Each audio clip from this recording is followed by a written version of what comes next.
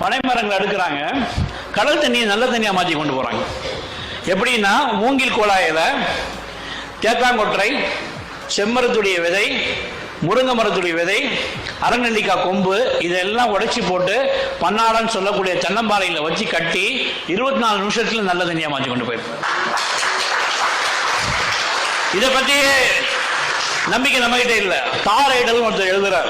தாரைடல் அர்ஜென்டினாவிலேருந்து இங்கே பெருநெல்லிருந்து வராரு. அவர் எழுதுறாரு, இந்தியர்கள் சில முக்கியமான விஷயத்தை பயன்படுத்தினாங்க.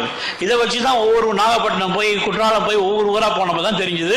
இதை பயன்படுத்தி தான் நாங்கள் அந்தமானுக்கு போகிறப்ப இதே மாதிரி ராஃப்டில் போகிறப்ப 4 நாள் நாங்கள் வெறும் கடல் தண்ணி தான் குடிச்சிட்டு போனோம், ஒன்றுமே அவ்வளோ. இப்போ அதை தான் பாண்டிச்சேரி யூனிவர்சிட்டியில் ஒர்க் பண்ணிட்டு இருக்காங்க. டீசெலினேஷனுக்கு கடல் தண்ணி நல்ல தண்ணியை மாற்றுறதுக்கு பழைய மரபு முறையை பின்பற்றுறாங்க.